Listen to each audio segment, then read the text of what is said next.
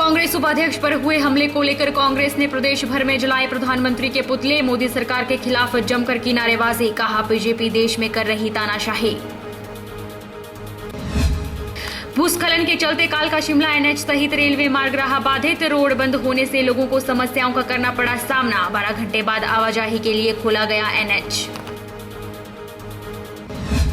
नाहन में अपनी मांगों को लेकर सड़कों पर उतरे शिक्षक। पेंशन योजनाओं को बहाल करने की उठाई मांग। कहा 5 सितंबर को शिमला फिर दिल्ली में बोलेंगे हल्ला। और छोटी काशी में मंडी प्रेस क्लब ने खीर भंडारे का किया आयोजन। लोगों ने बढ़ चढ़कर खीर भंडारे का लिया आनंद। नमस्कार, आप देख रहे हैं HP 24x7। मैं हूं जनीशा चौहान। कांग्रेस उपाध्यक्ष राहुल गांधी पर गुजरात में किए गए हमले के बाद प्रदेश कांग्रेस कार्यकर्ता भड़क गए हैं। राहुल गांधी पर हुए पथराव और हमले से नाराज कांग्रेस कार्यकर्ताओं ने आज मंडी में पीएम नरेंद्र मोदी का पुतला फूंका और बीजेपी के साथ पीएम नरेंद्र मोदी के खिलाफ नारेबाजी भी की। जिला कांग्रेस कमेटी अध्यक्ष दीपक शर्मा ने कहा कि गुजरात में कांग्रेस उपाध्यक्ष राहुल गांधी पर बीजेपी कार्यकर्ताओं ने जो हमला किया है वह निंदनीय है और कांग्रेस इसकी कड़ी निंदा करती है। उन्होंने कहा कि कांग्रेस बीजेपी की कायराना हरकत का विरोध करती है और अगर बीजेपी ऐसी ही हरकतें करती रही तो कांग्रेस ईंट का जवाब पत्थर से देगी। कांग्रेस पार्टी के उपाध्यक्ष राहुल गांधी जी पे जो पथराव किया गया उसके विरोध स्वरूप हमने मोदी जी का आज पुतला फूंका। आज भारत में संघ वर्सेस संविधान की लड़ाई चल पड़ी है। एक तरफ संघीस्थान, दूसरी तरफ हिंदुस्तान और एक तरफ हमारे हाथों में तिरंगा है और उनके दिमाग में चल रहा दंगा है। हम इस कायराना हरकत का, इस ओछी हरकत का घोर विरोध करते हैं और जिला कांग्रेस कमेटी मोदी सरकार को और उनके भक्तों को ललकारती है कि अगर इस प्रकार से कायराना हरकतें अगर उन्होंने हिंदुस्तान को तोड़ने के लिए और कांग्रेस पार्टी के प्रति जो तानाशाही वाली जो हरकतें अगर उन्होंने चालू की तो इसका जवाब, ईंट का जवाब पत्थर से दिया जाएगा। जिलाध्यक्ष पवन ठाकुर के नेतृत्व में सुंदरनगर जिला कांग्रेस ने शनिवार को रेस्ट हाउस चौक पर केंद्र सरकार के खिलाफ नारेबाजी करते हुए प्रधानमंत्री नरेंद्र मोदी की शव यात्रा निकाल प्रधानमंत्री नरेंद्र मोदी का पुतला जलाया। इस दौरान जिलाध्यक्ष ने कहा कि गुजरात में अपनी जमीन खिसकती देख भाजपा ने बौखलाहट में राहुल गांधी पर पथराव किया है। जिला अध्यक्ष पवन ठाकुर के नेतृत्व में विश्राम गृह चौक पर जिला कांग्रेस ने गुजरात में हुए राहुल गांधी पर हमले के विरोध में पीएम मोदी का पुतला जलाकर केंद्र सरकार के खिलाफ जमकर नारेबाजी की। वहीं इस मौके पर जिला अध्यक्ष पवन ठाकुर ने कहा कि गुजरात में बाढ़ पीड़ितों से मिलने पहुंचे राहुल गांधी पर हुए पत्थर के विरोध में आज जिला कांग्रेस सुंदरनगर में प्रधानमंत्री मोदी के शव यात्रा निकाल उनका पुतला जलाया गया और जमकर नारेबाजी की गई। वहीं उन्होंने कहा कि केंद्र सरकार द्वारा घटिया किस्म की राजनीति की जा रही है और भारत में लगातार लोकतंत्र की हत्या की जा रही है। उन्होंने कहा कि राहुल गांधी पर हमला होना बहुत ही दुर्भाग्यपूर्ण है। आदरणीय राहुल गांधी जी आज बाढ़ पीड़ितों को मिलने के लिए कल जो है वो गुजरात गए थे, उनका हालचाल पूछने के लिए, क्योंकि गुजरात में भारतीय जनता पार्टी की बहुत बुरी हालत है।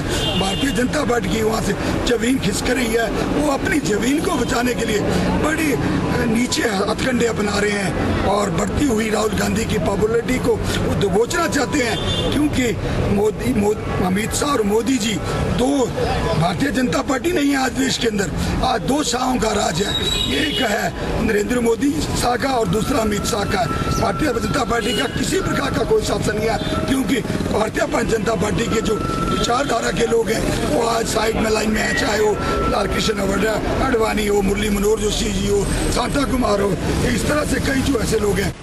बैजनाथ के समीप राष्ट्रीय राजमार्ग 154 के अवाही नाग मोड़ पर सरका घाट से पठानकोट जा रही परिवहन निगम की बस तीखा मोड़ काटते समय लुढ़क गई।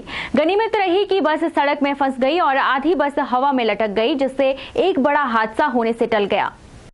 बस में बैठे सभी सवारियों को सुरक्षित निकाल लिया गया है। बस के पीछे अपनी बाइक में आ रहे प्रत्यक्षदर्शी स्कूल प्राध्यापक अमर सिंह ने बताया कि मोड़ काटते समय बस की स्पीड बढ़ गई और ब्रेक नहीं लग पाई। उन्होंने बताया कि ड्राइवर की होशियारी व सूझबूझ से बड़ा हादसा होने से टल गया और सभी 50 सवारियों को सुरक्षित बचा लिया गया है।